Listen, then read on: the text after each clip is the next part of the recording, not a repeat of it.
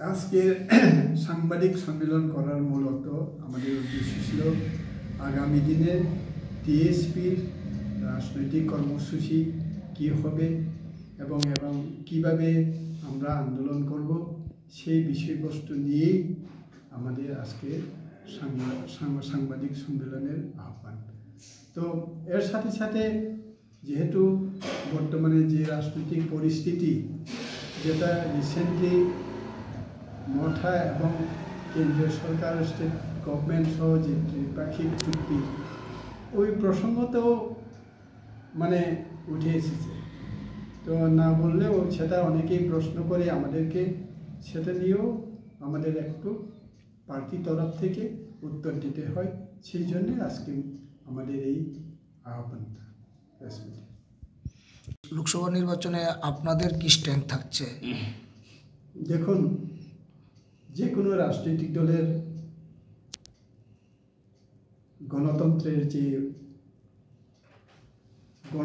গণতন্ত্রের যে এক্সারসাইজ, এটা আমাদেরও আছে দল হিসেবে, এবং আমরাও চাই এই গণতন্ত্রে অংশগ্রহণ করার। যেহেতু এখনও নির্বাচনের নির্গণ ঘোষণা হয় নাই, আমরা কয়েকদিনের মধ্যেই আমাদের এক্সিকিউটিভ বডি তথা আমাদের যারা সমমনোভাবাপন্ন দল রয়েছে বা লিডার্সরা রয়েছেন তাদের সঙ্গে বসেই আমরা ঠিক করব আগামী দিনে লোকসভা নির্বাচনের ব্যাপারে।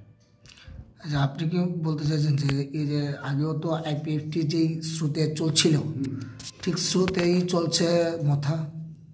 এক্স্যাক্টলি।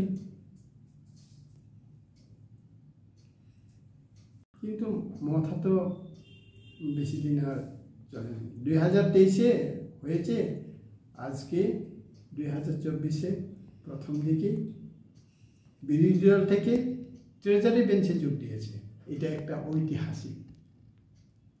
আমি জানি না আপনাদের কাছে এই ধারণা আছে কিনা, বহু ভারতে এরকম হয়েছে কিনা, যারা অপোজিশন পার্টি অপোজিশন বেঞ্চে থেকে ট্রেজারি বেঞ্চে গিয়ে একসাথে বসে মিটমাট হয়ে যায়। এবং এই ত্রিপুরাজ্যে এই বয়সে আমি কোনোদিন দেখি নাই এই যে এরকম ঘটনা।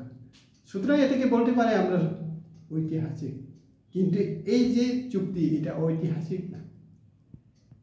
ঐতিহাসিক বলতে হবে যে 6 শিডিউল যেদিন ত্রিপুরাতে লাগু হয়েছিল, কংগ্রেসের আমলে বিশেষ ইন্দিরা গান্ধী দিয়েছিলেন, সেটা ঐতিহাসিক। টিএনবির চুক্তি ঐতিহাসিক। এটি কি ঐতিহাসিক? অনেকে বলে এটা ঐতিহাসিক, আমি এটাতে রাজি। এখন ত্রিপুরাল্যান্ডও হলো না, গ্রেটার ত্রিপুরাল্যান্ডও হলো না, সেক্ষেত্রে উপজাতিরা কি সেইটা বিষয়টা মেনে নিতে পারবে? আপনি কি মনে করেন? প্রশ্নটা একটু ওরা তো প্রথমে আইপিএফটিকে ভোট করেছিল ত্রিপুরাল্যান্ডের দাবিতে, সেই ইস্যুটাকে নিয়ে গিয়েছিল আইপিএফটি। তারপরে আইপিএফটির পরে গ্রেটার ত্রিপুরাল্যান্ডের দাবিতে গিয়েছিল মথা। এখন আপনার দুইটাইতেও এখনো বাস্তবায়িত কিছুটাই হয়নি। সেই ক্ষেত্রে আপনারা কিভাবে এগোবেন? দেখুন,